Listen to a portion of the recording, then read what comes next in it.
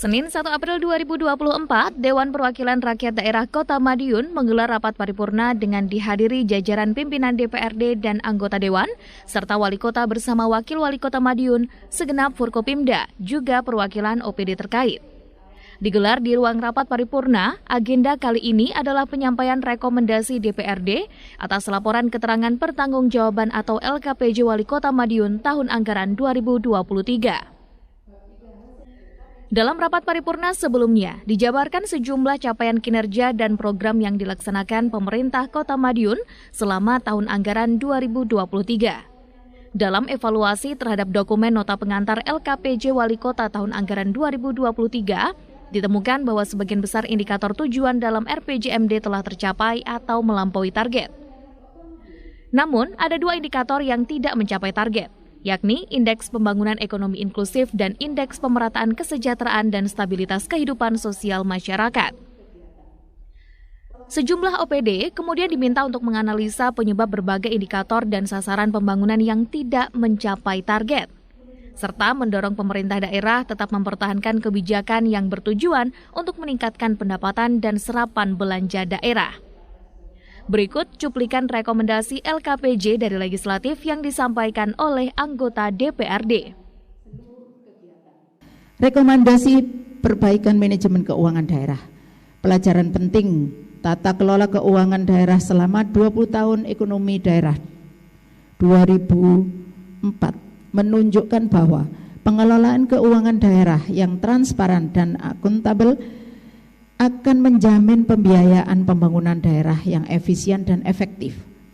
Dengan adanya arah kebijakan ini, maka anggaran berbasis kinerja dan money follow, program priority diharapkan dapat mencerminkan efisiensi dan efektivitas pelayanan publik. 1. Secara umum kebijakan pemerintah daerah Kota Madiun di bidang keuangan daerah pada tahun perubahan 2024 sebagai tahun terakhir RPJMD harus tetap konsisten dengan apa yang sudah ditetapkan dalam RPJMD 2019 sampai 2024, tentu dengan revisi-revisi yang diperlukan berdasarkan hasil evaluasi tahunan kinerja keuangan daerah. Kebijakan keuangan difokuskan dalam rangka mendukung terwujudnya good governance dalam pengelolaan keuangan daerah. 2. Bekerja lebih keras untuk meningkatkan perolehan PAD agar derajat kemampuan keuangan daerah Kota Madiun terus meningkat lebih kuat dengan fokus kebijakan intensifikasi perpajakan dan retribusi dan penerimaan PAD lainnya melalui A. Kebijakan optimalisasi penerimaan daerah agar tetap diarahkan untuk mendukung daya saing daerah dengan target yang lebih realistis dan optimal, disertai dukungan terhadap perekonomian dan dunia usaha melalui insentif fiskal.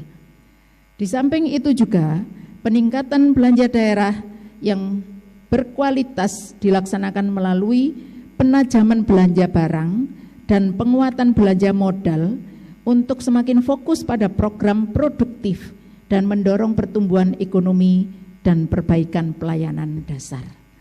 B. Terus melakukan upaya pembenahan dan penyempurnaan. Digitalisasi seluruh penerimaan daerah, seluruh penerimaan perpajakan daerah dan retribusi dan pungutan lainnya. Sistem digitalisasi lebih menjamin transparansi dan akuntabilitas dan kemudahan dalam berbagai urusan. C. Memanfaatkan idle cash yang belum dimanfaatkan agar memberikan kontribusi berupa jasa giro maupun jasa deposito. D. Memperkuat sistem pengawasan dari sisi administrasi untuk menghindari kebocoran potensi pendapatan pajak dan retribusi daerah. Kemudian retribusi yang diberikan mampu memberikan kualitas peningkatan pelayanan publik secara optimal. Eksistensi retribusi jangan dipandang sebagai sumber pendapatan semata, namun perlu dioptimalkan dari sisi reguleren guna mendukung agenda penguatan daya saing dan ekosistem investasi daerah. Optimalisasi aset dan kekayaan daerah. Hal ini difokuskan pada pemanfaatan aset dan kekayaan daerah untuk diverifikasi usaha. Rekomendasi yang disampaikan oleh DPRD tentu saja menjadi motivasi eksekutif untuk memperbaiki kekurangan di tahun anggaran yang akan datang. Wali Kota Madiun Maidi berharap kekurangan yang ada bisa jadi perbaikan bersama. Dalam LKPJ itu 100%. Pasti ada kekurangan. Kekurangan ini tentunya menyemangati kita untuk ke depan. Tapi kekurangan hanya sedikit sekali. Contoh masalah perdagangan. Kita bisa melihat PDRB kita turun sedikit. Perang Rusia Ukraina. Gandum tidak bisa sampai ke sini. Mulai dari mie, roti, dan sebagainya. Ini menjadi suatu wacana dunia, tidak hanya Kota Madiun saja. Tapi kota ini hanya penerima barang, memproduksi makan dari bahan yang mengalami kesulitan, salah satunya seperti itu, ya kita pasti kena ekses dan imbasnya. Itu pasti. Nah, kondisi-kondisi ini tentunya yang kita harus rekomendasi memang betul harus ada inovasi. Inovasinya apa? Tapi inovasi tidak bisa mendadak tatkala itu terjadi bahan yang mengalami kesulitan, tidak saat itu langsung diganti bahan baru tanpa penelitian, tanpa kajian. Ini kan tidak bisa. Makanya rekomendasi yang seperti itu perlunya memang betul ada kajian ke depan. Pengganti sesaat ada gejolak dunia yang kita menggantungkan bahan dari perputaran dunia. Ini ya itu tidak, saya kira tidak hanya di Kota Madiun saja. Itu masalah PDRB, perdagangan, hal-hal yang kita hadapi. Terus standarisasi Gini ya Pak Saya, indeks Gini ini kota itu adalah heterogen. Tapi kalau kabupaten homogen.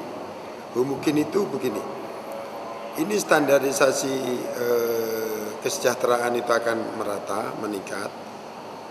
Kalau homogennya di kabupaten, petani dengan petani, pendapatannya petani naik, dia ikut naik. Nah, kalau itu umpamanya sawah, ini juga akan sama. Tapi kalau kota, heterogennya pekerjaan ini tidak bisa akan menjadi indeks yang sama. Wakil Ketua DPRD Kota Madiun saat ditemui usai rapat paripurna mengaku mengapresiasi kinerja eksekutif di tahun 2023. Meski ada sejumlah indeks capaian yang tidak tercapai, namun sejauh ini hasil pembangunan di Kota Madiun menunjukkan tren positif.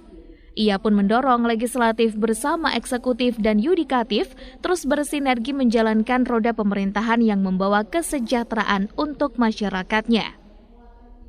Jadi itu tadi serangkaian LKPJ Pemerintah Kota Madiun 2023 yang sudah kita sampaikan rekomendasinya kepada eksekutif atau kepada wali kota. Ya memang secara umum semuanya bagus.